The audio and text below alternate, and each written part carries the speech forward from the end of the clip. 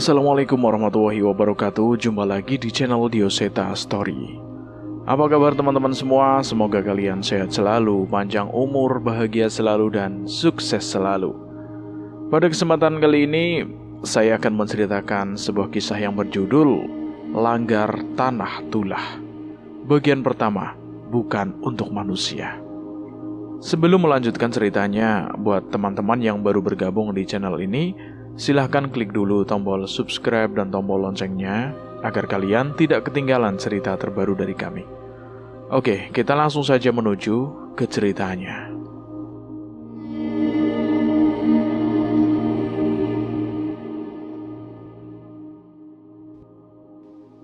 Asih, pulang, sudah maghrib. Teriak seorang ibu yang memanggil anaknya untuk segera pulang sebelum matahari terbenam. Iya bu, sebentar, aku panggil Didit dulu. Teriak Asih yang menyempatkan diri untuk memanggil teman mainnya yang sedari tadi bermain petak umpet bersamanya. Asih berteriak memanggil nama Didit, namun tak ada jawaban. Asih mengira Didit masih bersembunyi karena menganggap permainan belum selesai. Dit, ayo pulang, aku sudah dipanggil ibu. Asih berteriak. Walau begitu, sama sekali tidak ada jawaban dari Didit. Asih terus mencari ke kebun hingga lapangan, namun tidak menemukan Didit. Ia pun memutuskan untuk pulang, mengira Didit sudah pulang lebih dulu, karena disuruh orang tuanya. Namun sebelum sempat untuk kembali, Asih melihat sesuatu yang tidak biasa ia lihat. Ada seseorang di sebuah langgar yang sudah lama tidak digunakan untuk beribadah. Ia mendekat dan melihat Didit berada di sana. Dit, ngapain kamu di sana, Dit? Kan ndak oleh dolan merono. Teriak Asih sambil segera menghampiri Didit untuk mengajaknya keluar. Saat itu langit sudah memerah. Ia melihat langgar yang sudah tua itu benar-benar sudah rapuh, seolah bisa hancur kapan saja. Ia melihat Didit berdiri di sana, menatap langit-langit ruangan kecil yang sangat rapuh itu. Wajah Didit pucat. Ia menoleh ke arah Asih dengan tubuh bergetar. Tolong aku, Asih. Mendengar itu, Asih mendekat dan melihat langit-langit langgar. Saat itu, seketika Asih terjatuh dengan tubuh yang lemas. Dit, itu apa, Dit? Asih gemeteran. Ia melihat mayat-mayat dengan sisa kafan merayap di langit-langit bangunan itu. Didit terlihat ketakutan dan menangis. Asih baru sadar ada makhluk serupa yang mencengkram kaki Didit dan menggigitnya. Dit, lari, Dit, lari. Asih benar-benar ketakutan. Tubuhnya gemetar. Namun di ujung ketakutannya itu tiba-tiba ia mendengar langkah seseorang. Asih, ngapain di sini? Kan nggak boleh main di sini. Asih menoleh dan mendapati Adit ada di belakangnya. Ia kembali menoleh ke arah langgar itu, dan ia tidak melihat apapun selain bangunan tua yang sudah tak terurus. Dit, kamu? Asih masih terlihat bingung. Mukamu pucat banget sih. Ngelihatin apaan? Didit yang curiga menatap ke arah langgar itu. Saat itu, aku berusaha untuk berdiri dan buru-buru mengajak Didit meninggalkan tempat itu. Udah, Dit, ayo kita pulang saja. Cepat. Kamu ngelihatin yang aneh-aneh ya? Asih hanya mengangguk tanpa berani berkata apapun. Sepertinya Didit juga merasakan perasaan yang tidak nyaman, sehingga tidak berani bertanya macam-macam. Saat sudah cukup jauh, Didit masih sesekali menoleh ke arah langgar yang sudah hampir tidak terlihat dari mata kami. Eyangku pernah main ke desa ini. Dia melihat langgar itu langsung merinding. Katanya, jangan dekat-dekat ke langgar itu kalau malam. Katanya itu bukan tempat untuk manusia lagi. Keluarga Tuan Tanah. Pati, bis nomor 3, Pati. Suara seorang kernet terdengar berteriak di tempat peristirahatan bus malam. Aku yang sudah selesai dengan makan malamku segera kembali ke bis dan melanjutkan perjalanan menuju kampung halamanku, Pati. Lama banget di bawah, Mar. Ngapain dulu? Tanya Dewa, yang lebih dulu masuk ke dalam bus sebelum diriku. Ngurusin kaki, Wok. Pengap tahu di bus terus.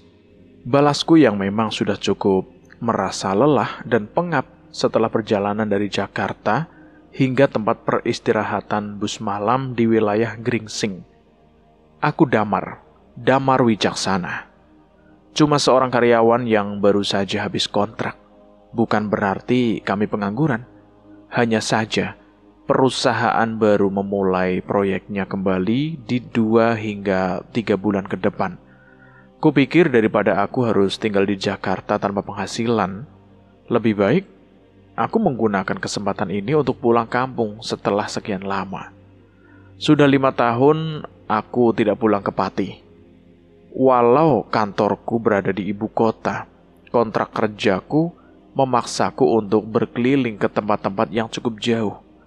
Selama ini aku hanya bertukar kabar dengan bapak dan ibu melalui surat. Sesekali aku menelpon melalui wartel. Itu pun aku hanya bisa menelpon ke rumah Pak RT yang memiliki telepon dan mereka yang akan membantu memanggil ibu atau bapak. Aku pulang bersama Dewa. Dia teman kantorku yang cukup dekat dan senasib denganku. Saat mengetahui aku ingin pulang ke Pati, ia merengek ingin ikut. Dewa hidup sebatang kara. Keluarganya sudah tidak ada sejak ia kecil. Ia pikir akan lebih menyenangkan bila ikut denganku daripada harus sendirian di Jakarta. Kamu kok bisa 5 tahun gak pulang, Tomar? Gak kangen orang tua kamu apa? Dewa memperhatikanku yang tengah memperhatikan foto bapak dan ibuku di dompet. Yo kangen lah, Wok.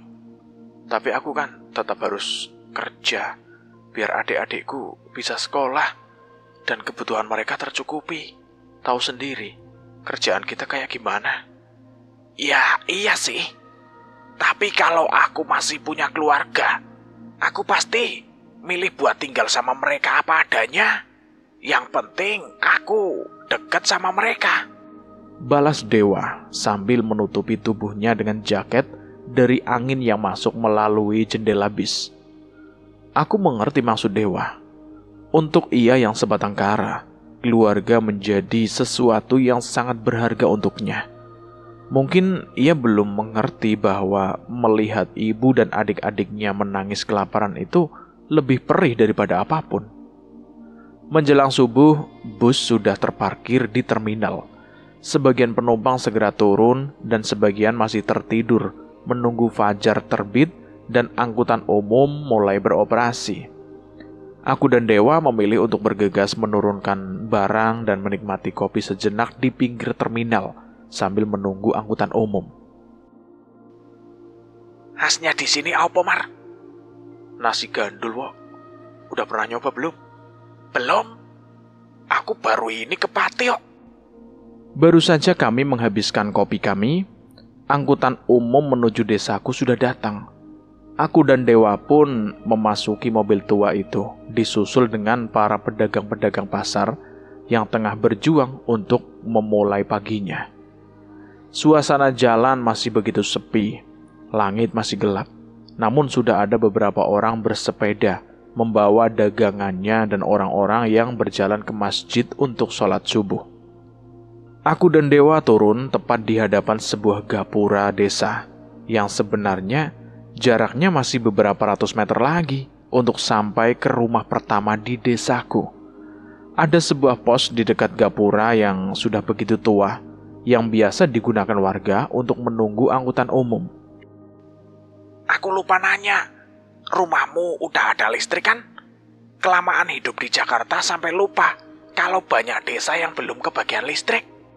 Tanya Dewa, yang menyadari gelapnya jalan kami menuju desa. Apalagi ia juga melihat rumah-rumah yang masih menggunakan lampu minyak sepanjang perjalanan tadi. Sudah, Wok. Rumah depan sudah dapat listrik. Paling nanti pakai lampu minyak, kalau ke kamar mandi belakang sama bangunan belakang saja. Aku berharap Dewa tidak kesulitan dengan kondisi rumahku. Saat aku menunggu respon dari Dewa, tiba-tiba aku menyadari bahwa Dewa tak lagi berjalan bersamaku. Aku menoleh dan melihat ia terdiam menatap satu titik. Wajah Dewa tiba-tiba terlihat pucat dengan raut wajah yang ketakutan. Namun entah mengapa ia terus menatap ke sana seperti penasaran. Wah, Dewa, Mar, itu bangunan apa, Mar? Tanya Dewa ragu. Aku menoleh ke arah Dewa menatap. Di sana, terlihat sebuah bangunan tua yang tidak lagi digunakan. Itu dulunya langgar, musola, tapi sudah lama tidak digunakan lagi. Aku ingat sewaktu aku kecil dulu, langgar itu adalah satu-satunya tempat warga desa untuk bisa beribadah di sana. Dulu, masjid terdekat ada di desa lain yang jaraknya hampir setengah jam perjalanan. Hanya langgar inilah yang bisa dimanfaatkan oleh warga desa untuk sholat. Pergi, Mar. Kita nggak boleh ada di sini, kata Dewa tiba-tiba. Ia buru-buru mengajakku untuk mempercepat langkahnya. Sebenarnya, aku ingin protes dan meminta untuk tenang. Tapi saat itu aku pun merasakan perasaan yang aneh. Cepat, Mar, cepat. Sayangnya aku yang penasaran malah menoleh ke belakang. Saat itulah aku melihat seseorang berjalan dalam gelap keluar dari langgar menuju jalan. Namun saat aku melihat dengan lebih jelas, aku yakin itu bukanlah manusia. Apa yang aku lihat adalah makhluk yang terbungkus kain kafan tanpa kepala. Apa yang sebenarnya terjadi? Apa makhluk itu yang Dewa lihat hingga wajahnya sepucat itu? Aku pun berjalan semakin cepat menuju arah rumah. Walau sudah berusaha menjauh, Dewa terus memaksa untuk berjalan dengan lebih cepat. Kami merasa bahwa makhluk itu masih berada di sekitar kami. Rumahmu masih jauh nggak, Mar? Kalau nggak sempat, gedor rumah orang aja, Mar. Lumayan, tapi nggak sampai 5 menit lagi kok. Ucapku yang juga semakin cemas. Sesekali aku tak sengaja melihat pantulan kaca dari jendela rumah di dekatku. Dan wujud setan tanpa kepala itu terus terlihat sejauh apapun kami melangkah. Kami tidak tahu apa yang terjadi, namun aku merasa bahwa nyawa kami terancam. Di tengah ketakutan kami, tiba-tiba terdengar suara adzan subuh berkumandang dari masjid di ujung desa. Saat itu Dewa memelankan langkah kakinya dan mulai mengatur nafasnya. Perasaan aneh itu hilang seketika. Mar, jangan langsung ke rumahmu. Kita sholat dulu sebentar, ajak Dewa. Aku mengangguk setuju, sekaligus menunjukkan satu-satunya masjid di desa kami yang sedikit berjarak dari rumah. Aku pun menceritakan bahwa kemungkinan langgar itu sudah tidak digunakan karena memang sudah ada masjid di desa. Setidaknya itulah alasan yang kami warga desa tahu. Mas Damar kan?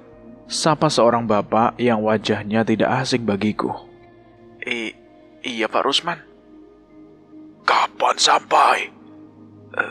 Barusan Pak. Tadi sampai sebelum subuh. Jadi sholat subuh dulu sebelum ke rumah. Alhamdulillah, mampir ke rumah. Sudah lama gak ketemu. Fitri nanyain kamu itu.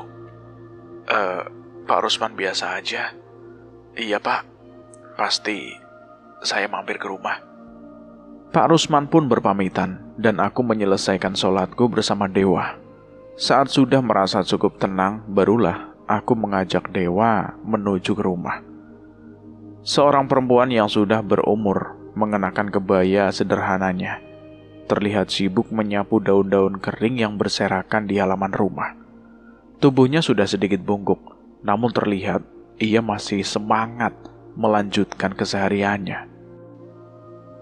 Assalamualaikum. Aku sengaja tidak mendekat dan hanya menyapa ibu dari jauh. Saat itu, ibu menyipitkan matanya dan menghampiriku. Waalaikumsalam. Ibu membalas salamku sambil menyipitkan matanya. Tak jelas memandang siapa yang ia lihat. Ia pun mendekat dan samar-samar mulai mengenaliku. Damar. Seketika wajah ibu berubah. Ia melemparkan sapunya dan buru-buru memelukku. Aku membalas pelukannya, namun ibu lebih memilih untuk membagi kebahagiaannya. Bapak. Damar mulai, Pak.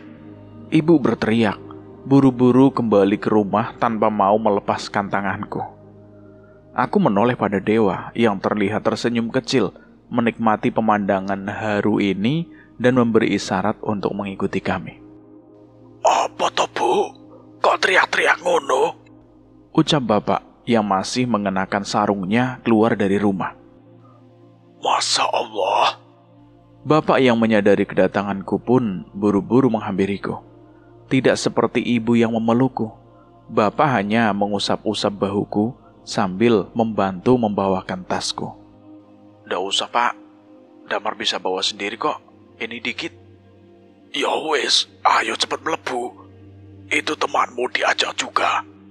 Ucap bapak yang menyempatkan menyapa Dewa dengan singkat. Aku menatap kondisi rumah yang sudah aku tinggalkan sejak 5 tahun yang lalu. Hampir tidak ada yang berubah selain televisi di bivet tua yang sudah diganti dengan televisi berwarna. Mas Damar.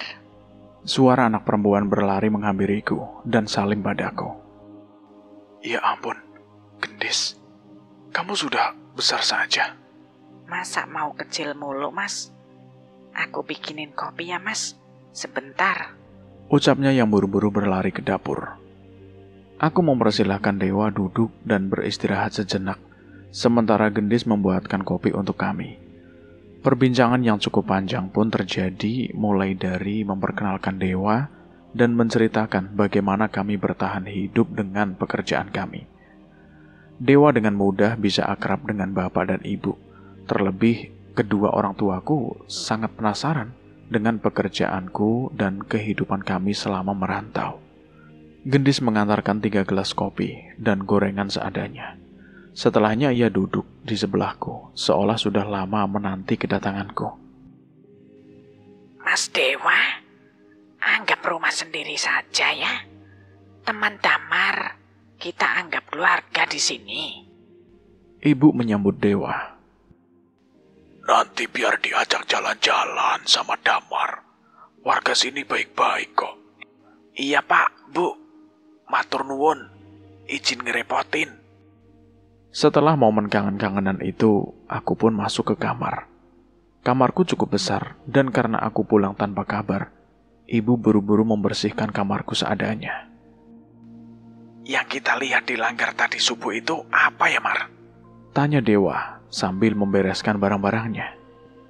Enggak tahu, anggap saja sambutan buat orang baru. Aku tidak ingin membuat Dewa merasa cemas. Faktanya, aku sendiri tidak menyangka akan melihat hal seperti itu di kampung halamanku sendiri. Apalagi di sebuah langgar yang saat aku kecil masih digunakan oleh warga desa untuk beribadah. Langgar itu hanya sebuah musola kecil yang berukuran 4 kali 5 meter. Mungkin hanya muat untuk 5 orang sholat berjamaah di sana. Sewaktu aku kecil, warga desa lebih banyak menganut kejawen sehingga belum banyak umat muslim.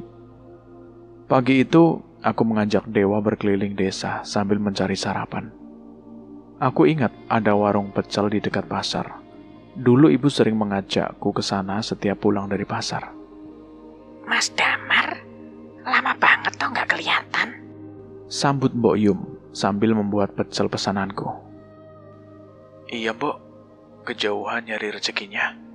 Balasku sambil menerima seporsi pecel yang disiapkan dengan cepat oleh Mbok Yum. Mbok Yum, aku nambah lagi ya. Ucap Dewa tiba-tiba. Aku menoleh, dan pecel di pincukannya itu hanya tersisa sedikit. Kemana tuh pecel? Dipangan demit, Mar. Wis meneng wae. Luwe aku. Tenang wae, aku sing bayar. Balas Dewa sambil mengunyah. Mbok Yum hanya tertawa melihat kelakuan Dewa sambil menyerahkan satu pincuk pecel lagi lengkap dengan tempe gorengnya. Pelan-pelan saja Mas Dewa. Pecelnya masih banyak kok. Ndak bisa, Mbok. Pecele sampean kelewat enak lho. Alah, bisa saja Mas Dewa ini. Ya, ternyata bukan hanya aku yang menganggap pecel Mbok Yum adalah pecel terenak. Selama merantau, aku belum menemukan rasa yang bisa menyaingi pecel Mbok Yum. Tit! Suara klakson mobil terdengar di keramaian warga yang melintas di jalan. Seketika warga menyingkir sambil memperhatikan mobil yang melintas itu. Ada yang punya mobil bagus juga yo di desamu? Kayaknya itu anaknya Mbah Guru. Itu yang punya lahan tempat langgar yang semalam kita lihat. Yang punya seorang guru? Ya dulunya, dia kepala sekolah. Makanya warga desa memanggilnya Mbah Guru. Tapi sudah lama dia nggak aktif. Mbah Guru termasuk orang yang terpandang di desaku. Ia memiliki tanah yang luas di desa dan tanah kebun yang cukup besar. Saat masih mudanya, ia menjabat sebagai kepala sekolah di SD Impres. Walau begitu, keluarga Mbah Guru cukup berjarak dengan warga desa. Dulunya langgar itu diizinkan untuk digunakan warga. Tapi entah saat aku kecil, tiba-tiba langgar itu dipagari dan ditutup. Saat ini cuma dipakai sama Mbah Guru dan keluarganya saja. Dewa hanya mengangguk dengan tatapan kosongnya. Sepertinya ia sedang melamunkan sesuatu dari ceritaku. Selama berada di desa, aku dan Dewa lebih sering di kebun bapak. Walaupun tidak begitu besar, kebun ini cukup membantu kami untuk memenuhi kebutuhan sejak aku kecil. Kayaknya aku gak usah kerja, tinggal di sini juga betah, Mar. Ucap Dewa yang menikmati teh dari termos yang sempat dibawakan gendis tadi. Iya, Wo. Kalau nggak mikir buat naikin derajat keluargaku, mungkin aku lebih milih buat tinggal di sini. Aku sedikit mengingat bagaimana kehidupan keluargaku saat aku kecil dulu. Ada beberapa keluarga di desa yang merasa kasta mereka lebih tinggi dari kami. Mereka adalah tuan-tuan tanah yang memiliki kebun dan mempekerjakan banyak orang. Dulu, desa hanya memiliki beberapa sumur, dan saat musim kemarau hanya sumur di pekarangan milik Mbah Tarmadi yang masih memiliki air. Selama ini warga desa mengambil air dari sana tanpa ada masalah. Mbah Tarmadi juga salah satu orang besar di desa, dan bapak sesekali juga membantu mengerjakan lahannya. Suatu saat, aku dan ibu sedang mengantri untuk mengambil air di sumur itu. Saat itulah tiba-tiba Mbah Tarmadi berkata dengan ketus, "Sampai kapan kalian mau mengemis air dari sumur saya?" Ucapnya dengan memandang rendah kami. Saat itu warga desa yang mengantri bersama ibu pun bingung. Namun Mbah Tarmadi malah mengusir kami. Salah kami apa, Pak? Kenapa tiba-tiba kami nggak boleh ngambil air di sini? Ibu mencoba bertanya dengan sopan. Sumur ini milik keluarga Tarmadi, bukan untuk orang-orang kotor seperti kalian. Mendengar ucapan itu, aku tahu bahwa ibu sakit hati. Warga desa ingin protes, namun mereka tahu bahwa sumur itu ada di tanah milik keluarga Tarmadi. Sumur itu pun akhirnya dipagari oleh Mbah Tarmadi. Hanya beberapa warga yang nekat dengannya lah yang diizinkan menggunakannya. Salah satunya adalah keluarga Mbah Guru, sesama tuan tanah di desa. Cerita tentang sumur ini belum selesai. Karena desa sempat krisis air, akhirnya warga desa menemukan solusi dengan memperbesar sebuah punden mata air yang letaknya cukup jauh dari desa. Dari punden itu dibuatlah jalur aliran air agar bisa mencapai desa. Air dari punden itulah yang akhirnya menjadi sumber air utama warga desa. Mengetahui warga sudah punya sumber air yang baru dan tak membutuhkan sumur Mbah Tarmadi, Mbah Tarmadi tersinggung. Entah apa alasannya, ia marah-marah dan merasa tidak dihargai. Imbasnya, ia yang sebelumnya mempekerjakan warga desa di kebunnya, kini lebih memilih mempekerjakan orang luar. Bapak pun terkena imbasnya dan tak lagi bekerja di lahan mereka. Semenjak kejadian itu, aku berjanji, suatu saat aku tidak akan membiarkan keluargaku dihina lagi. Aku harus bekerja, memberikan kehidupan yang layak untuk kedua orang tuaku dan pendidikan yang layak untuk Gendis. Beberapa hari tinggal di desa, aku benar-benar merasakan perasaan yang nyaman, jauh dari tekanan dan sama sekali tidak memikirkan rasa lelah. Tingkah laku Gendis, perhatian ibu, dan melihat betapa uletnya bapak di umurnya yang sudah senja membuat aku merasa bersyukur. Apa yang aku perjuangkan selama merantau benar-benar pantas untuk kebahagiaan mereka. Malam itu bapak menikmati segelas kopi buatan ibu sambil mendengarkan radio di teras rumah. Sesekali aku mendengar suara bapak menyanyikan tembang Jawa, menikmati suasana sederhana itu. Di kota jarang ada suasana santai seperti ini, Pak. Ya ora ono. Yang kedengaran cuma suara kendaraan bermotor toh. Iya, Pak. Balasku singkat. Saat itu aku pelan-pelan mengeluarkan sebuah amplop coklat yang cukup tebal dan memberikannya kepada bapak. Pak. Ini, Pak. Apa iki le? Bapak melihat amplop yang aku berikan dan mendapati uang kertas yang cukup banyak di dalamnya.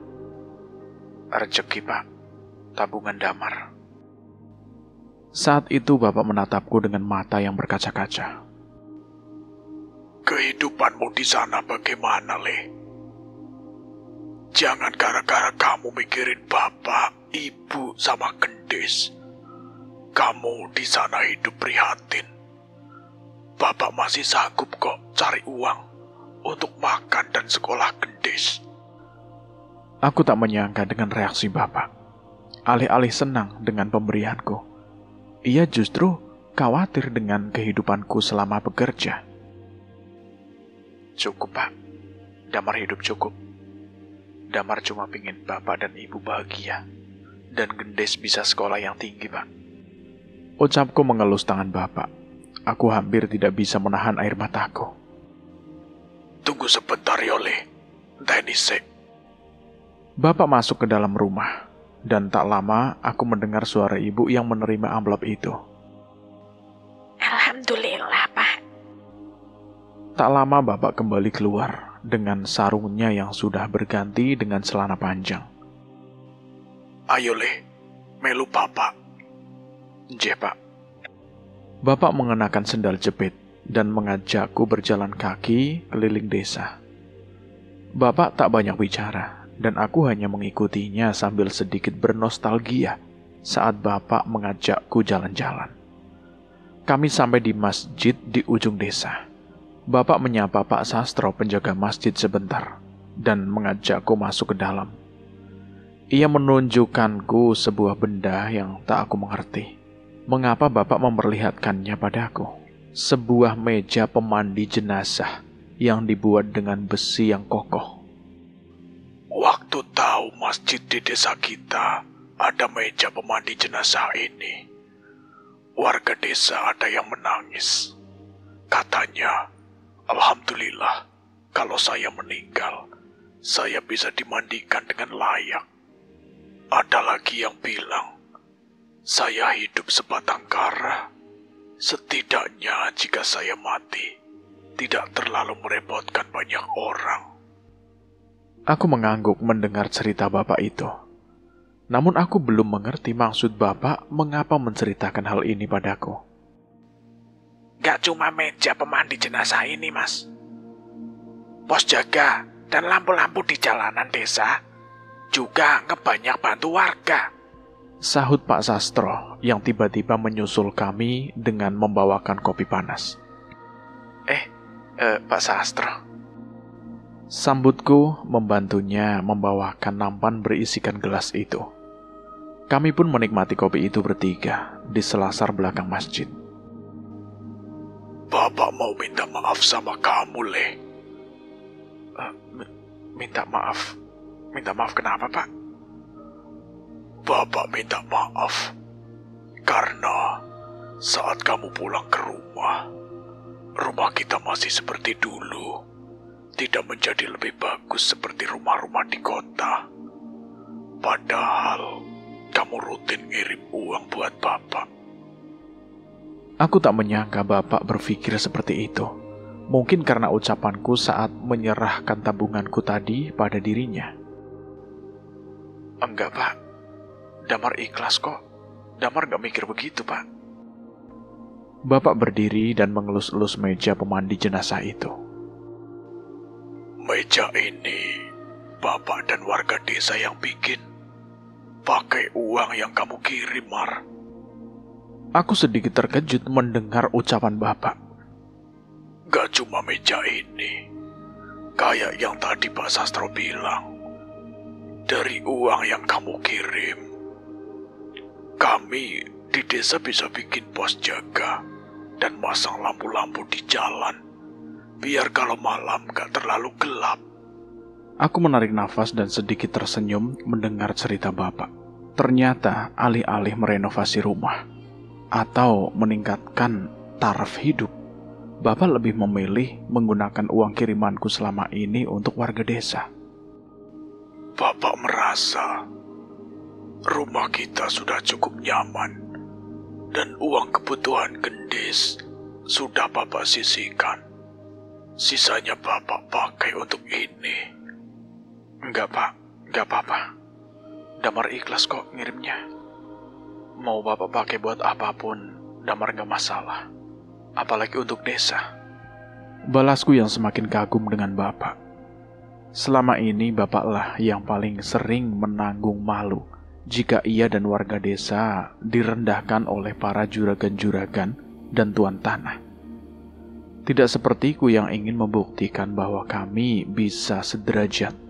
Bapak justru menerima hidup yang seperti ini dan tak menaruh dendam.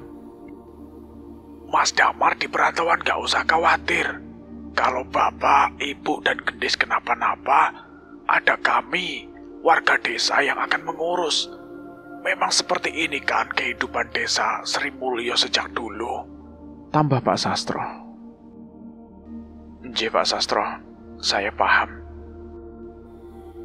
Malam itu Bapak mengatakan bahwa beliau sangat senang mendapatkan rejeki yang aku berikan tadi. Alasan Bapak menjelaskan tentang ini semua adalah karena Bapak dan warga tengah membutuhkan uang. Mbok Ruh sudah semakin tua dan hampir tak sanggup lagi pergi ke kali untuk keperluan kamar mandinya. Bapak menjelaskan bahwa warga ingin membuatkan kamar mandi di belakang rumah Mbok Ruh. Namun biayanya cukup besar dan warga kesulitan untuk mengumpulkan uang. Oleh karena itu, Bapak meminta izin kepadaku untuk menggunakan sebagian uang yang aku berikan untuk keperluan tersebut. Mendengar hal itu tentu saja aku tidak mungkin menolak. Aku mengenal Mbok Ruh sejak kecil. Ia sering mengajakku ke pasar ketika Bapak dan Ibu sedang sibuk. Ia sudah seperti saudara kami sendiri. Sebenarnya, tidak hanya Mbok Ruh. Aku hampir lupa bahwa hampir semua warga desa ini sudah seperti keluarga. Alhamdulillah, kalau kamu gak keberatan, Le. Pak Sastro, mungkin besok sudah bisa dikerjain ya.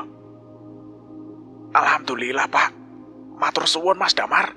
Besok saya kerahkan warga ya. Malam itu sekali lagi aku mendapatkan pelajaran hidup dari Bapak. Baginya, kekayaan yang sebenarnya bukanlah tanah dan bangunan yang dimilikinya. Tapi saat ia dan orang-orang di sekitarnya bisa hidup nyaman dan layak bersama-sama. Aku pulang dengan perasaan bangga. Bapak masih mengajakku jalan-jalan, menunjukkan lampu-lampu jalanan, pos, dan papan pengumuman yang ia bangun bersama warga desa. Di tengah perjalanan pulang, tiba-tiba kami melihat seorang anak kecil di pinggir jalan. Ia terlihat meringkuk dengan gerakan yang aneh. Wes bengi iki lho, ndang mulih. Bapak mencoba menegur anak kecil itu. Anak itu pun menoleh ke arah kami. Seketika kami pun tersentak saat melihat mulut anak itu penuh dengan darah. Astagfirullahaladzim. Didit, ngapain kamu? Tanya bapak. Namun saat itu juga Didit malah tertawa terbahak-bahak. Saat kami mendekat, ia berdiri dan menjauh dari kami. Tawanya aneh dan membuat kami merinding.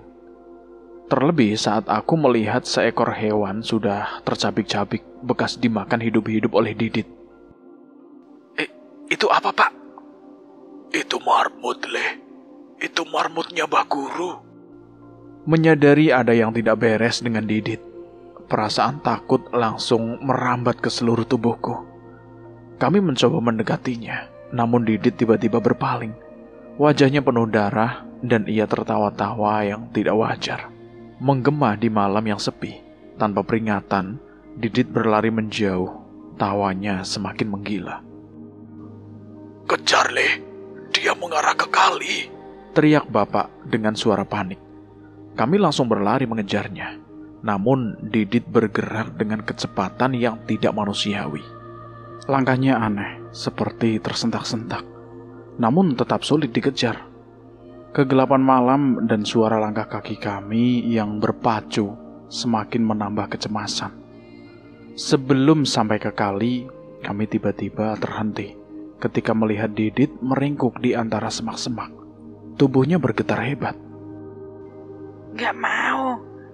Aku gak mau. Suara tangisannya terdengar lirih dan penuh ketakutan. Aku nekat mendekat dan ketika aku melihat wajahnya, darahku seakan membeku. Wajah Didit pucat, air mata mengalir. Tapi yang membuat aku ngeri adalah apa yang sedang dilakukannya. Tangan dan mulutnya penuh dengan darah dan bulu-bulu marmut yang sudah mati. Didit memakan hewan-hewan itu, namun ekspresinya terlihat sangat menderita. Didit, kamu gila? Teriakku, tapi suaraku bergetar. Gak mau. Tolong.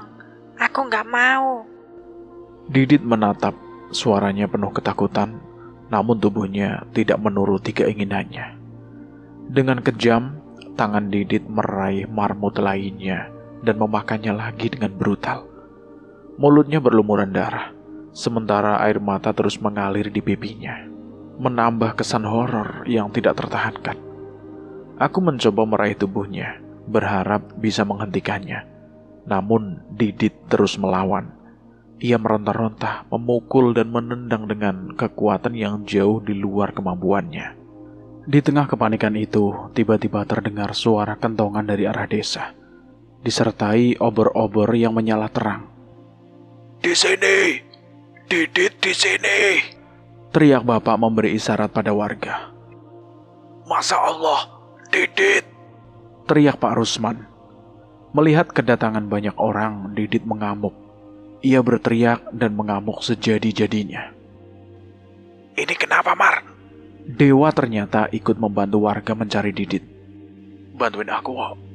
Teriakku meminta bantuan Dewa dan beberapa warga. Mereka pun buru-buru membantu menahan Didit dan membawanya kembali ke rumahnya. Suasana desa yang sebelumnya sepi menjadi ramai, yang berpusat di rumah Didit. Suara teriakannya masih terdengar dan warga masih berkerumun di rumah itu. Aku melihat seseorang mendekat bersama Pak Rusman. Sepertinya Pak Rusman sengaja memanggil beliau untuk membantu masalah ini. Iki anak apa toh? Ucap seorang kakek yang berjalan dengan langkah yang sudah lemah. Beliau adalah Mbah Bengkong, salah satu sesepuh di kampung kami. Sejak kecil aku mengenal ia adalah orang yang begitu baik. Tidak pernah marah dan selalu tersenyum. Namun jika ada masalah-masalah di desa yang tidak bisa dibereskan oleh warga desa, Mbah Bengkong selalu bisa memberi pertimbangan yang bijak. Niki lho, Mbah, Didit. Ucap bapak menunjukkan keadaan Didit yang masih kerasukan. Eyalah lele. Mbah Bengkong meminta diambilkan segelas air. Ia membacakan pada segelas air itu dan memberikannya pada Didit. Saat itu, Didit yang sebelumnya meronta-ronta mulai tenang, namun wajahnya masih pucat dan terus melotot ke arah Mbah Bengkong. "Kowe ngopo ning kene?" Tanya Mbah Bengkong pada Didit. Didit tidak menjawab. Ia hanya terus menggeram dan melototi Mbah Bengkong. Beberapa kali Mbah Bengkong bertanya. Responnya dari Didit hanya seperti itu. Makhluk yang merasukinya enggan untuk berbicara dan hanya terus menatap Mbah Bengkong dengan kesal. "Oh, ngono to. Ya wis." Mbah Bengkong mulai jenuh. Ia kembali memercikan air doanya dan meraupkan ke wajah Didit. Didit pun tertidur, tak sadarkan diri. Namun tubuhnya panas dan terlihat menggigil. "Kenapa bocah ini sampai bisa seperti ini?" Tanya Mbah Bengkong pada Ibu Didit. Nggak tahu, Mbah. Tadi sore dia cuma main sama Asih. Sempat pulang sebentar. Tahu-tahu habis adzan Isya, Didit udah hilang dan ditemukan kesurupan begini. Mbah Bengkong menghela nafas dan membersihkan tangannya. "Ya sudah. Tolong panggil Asih ke sini. Siapa tahu dia tahu sesuatu." "Iya, Mbah." Ayah Didit meminta pertolongan salah satu warga untuk memanggil Asih kemari. Seorang anak teman dekat Didit yang seumuran dengannya. Saat itu aku melihat ke arah Dewa. Raut wajahnya cukup aneh. Alih-alih menatap ke arah Didit yang kerasukan, Dewa justru menatap ke salah satu pohon tram besi di depan rumahnya. Aku menghampirinya, berniat untuk menemaninya. Tapi saat itu, ia langsung menarik tubuhku ke posisinya. "Kamu ngeliat itu gak, Mar?" Aku menatap ke arah pohon tram besi yang gelap. Entah apa yang Dewa maksud, namun aku memang merasakan sesuatu yang menggangguku dari arah sana. "Bukan dia, Le. Dia cuma makhluk yang tertarik sama sosok yang merasuki bocah itu." Tiba-tiba Mbah Bengkong menghampiri kami begitu saja. Anehnya, Dewa segera meraih tangan Mbah Bengkong dan salim kepadanya. "Kulo Dewa, Mbah. Ngapunten, belum sempat menyapa." Mbah Bengkong hanya menepuk bahu Dewa sambil kembali menatap ke arah pohon tram besi.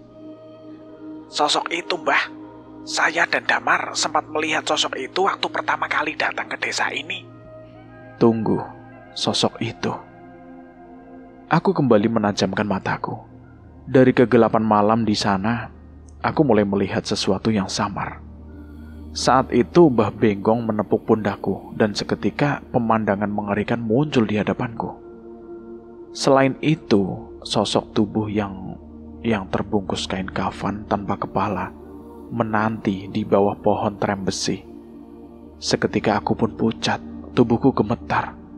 Namun aku cukup tenang karena di sini ramai dan ada Mbah Bengkong di dekatku. "Dari tadi kamu ngeliatin itu. Kenapa nggak bilang?" "Kalau temanmu bilang, belum tentu mereka bisa lihat, Nak Damar. Lagi pula, sudah benar. Dia mengawasi makhluk itu dari sini dan baru bertindak jika makhluk itu berbuat macam-macam." Dibanding penasaran dengan makhluk itu, sebenarnya aku lebih penasaran mengapa Mbah Bengkong dan Dewa terlihat saling memahami. Padahal mereka baru saja bertemu dan berkenalan. Belum sempat menanyakan lebih jauh, tiba-tiba beberapa orang datang bersama seseorang anak perempuan. Ia masuk dengan wajah cemas, seolah takut dimarahi. "Ndak apa-apa, Nduk. Ora ono sing arep nyengeni kowe." Mbah Bengkong mengelus kepala Asih.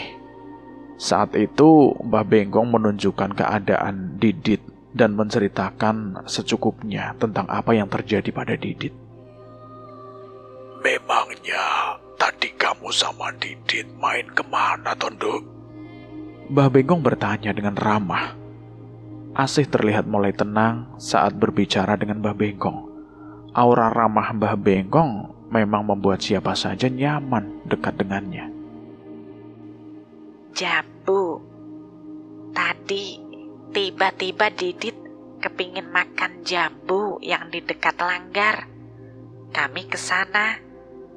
Didit manjat ngambil jambu itu, terus Asih yang nangkepin. Jelas Asih terbata-bata. Mbah Bengkong masih mengelus kepala Asih. Entah mengapa aku merasa bahwa Mbah Bengkong tak hanya sekedar menenangkan Asih. Asih lagi didoain. Katanya dia diincar juga. Loh, kok kamu tahu, Wak? Itu Mbah Bengkong pelan-pelan baca doa sambil dengerin cerita Asih. Saat ini aku mulai merasa apa mungkin dewa juga tahu tentang hal-hal gaib seperti Mbah Bengkong. Setelah perbincangan singkat itu, Mbah Bengkong pun berdiri sambil tersenyum. Ia memanggil kedua orang tua Didit dan Asih serta meminta warga untuk tenang dan bubar. Mengetahui keadaan sudah mulai terkendali, warga pun membubarkan diri. Saat itu, aku mendengar Mbah Bengkong meminta kedua orang tua mereka untuk datang ke rumah Mbah Guru. Mampir saja ke Mbah Guru dan ceritakan apa yang terjadi. Minta maaf karena sudah mengambil jambu itu tanpa izin. Karena aku dan Bapak yang menemukan Didit, jadi saat itu aku dan Bapak merasa bertanggung jawab untuk menemani mereka hingga selesai. Malam itu juga kami mampir ke rumah Mbah Guru, sementara Mbah Bengkong langsung kembali ke rumahnya ditemani oleh Bapak. Ya sudah, Bu, saya maafkan. Lain kali kalau mau jambu itu, bilang saja. Nanti saya ambilkan, jangan mencuri. Pohon jambu itu ada yang punya. Tak kusangka, Mbah Guru membalas permintaan maaf kami dengan bijak. Entah mengapa saat itu perasaan tegang hilang seketika. Kami pun berterima kasih dan berpamitan. Kami pulang melewati langgar di mana pohon jambu itu tumbuh. Aku memperhatikan masih ada kandang marmut dan kandang ayam di sana. Kandang hewan-hewan itu cukup besar dan hanya Mbah Guru yang memelihara marmut di desa ini. Bagi kami, marmut adalah hewan yang asing. Makanya tak heran banyak anak-anak di desa yang penasaran mengintip ke tempat ini. Tumben-tumbenan ada yang sholat di sana. Ucapku pada dewa saat melihat beberapa orang mengenakan mukena putih-putih di langgar tua itu. Namun saat itu dewa menyenggolku dan menyuruhku untuk diam. Aku berpikir sejenak dan baru sadar, sholat di jam segini ini bukan hal yang wajar. Atau jangan-jangan yang aku lihat bukan orang yang sedang sholat. Kita masih diawasi, bisik dewa. Aku mengerti. Aku akan menanyakan apa yang ia maksud setelah ini. Setidaknya jangan sampai perbincangan kami membuat orang tua Didit dan Asih khawatir. Tak kusangka saat kembali ke rumah Didit, kami disambut oleh Didit yang sudah sadar dan pulih. Kami pun berpamitan. Namun saat sampai di depan rumah, tiba-tiba dewa berhenti. Kayaknya malam ini aku gak tidur di rumahmu dulu, Mar. Mendengar ucapan dewa, aku pun bingung. Lah terus, kamu mau tidur di mana toh? Kalau gak di sini? Gampang, Mar. Santai saja. Ya ndak bisa lah. Kamu datang ke desa ini sama aku. Jadi kamu itu tanggung jawabku. Balasku yang mencemaskan dewa. Saat itu dewa tiba-tiba mengeluarkan beberapa benda dari kantongnya. Seketika dahiku mengerut saat mendapati bungkusan kain kafan kecil yang sudah lusuh, yang berisikan rambut dan benda-benda yang tidak ku mengerti. Di genggamannya juga ada paku dan sobekan-sobekan kertas yang bertuliskan aksara Jawa dengan tinta berwarna merah. Itu apa? Ini dari tempat tadi. Kalau aku bawa ke rumahmu, takutnya akan jadi masalah. Kok bisa-bisanya, Wok? Aku mulai kesal dengan sikap dewa yang mulai seenaknya. Saat itu tiba-tiba seseorang mendekat dari dalam rumah. Kalau temanmu tidak mengambil benda itu, mungkin besok akan ada yang mati di desa ini, Nak Damar. Aku menoleh ke arah orang itu dan mendapati Mbah Benggong datang dari dalam rumah. Sepertinya Bapak dan Mbah Benggong mampir ke rumah dulu tadi. Niki maksudnya apa ya, Mbah?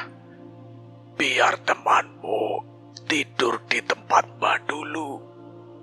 Kamu tenang saja. Tapi Mbah, saat aku hendak berkata, tiba-tiba wajah Mbah Benggong yang selalu tersenyum berubah menyeramkan. Ia menatapku dengan tatapan serius. Dia sudah mengetahui perbuatan temanmu.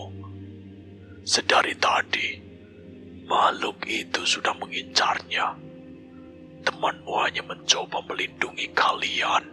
Jelas Mbah Benggong. Benar saja. Saat itu aku merasakan perasaan aneh. Sesuatu memperhatikan kami entah dari mana. Yang aku lihat saat itu, bayangan dewa terlihat begitu besar dengan 4 tangan yang begitu panjang. Aku pun sadar, saat ini wajah dewa mulai terlihat pucat. Entah mengapa aku merasa dewa akan mati. Jaga gendis dan orang rumah, Damar. Langgar itu bukan lagi tempat untuk manusia. Tempat itu sudah menjadi rumah makhluk. Serat.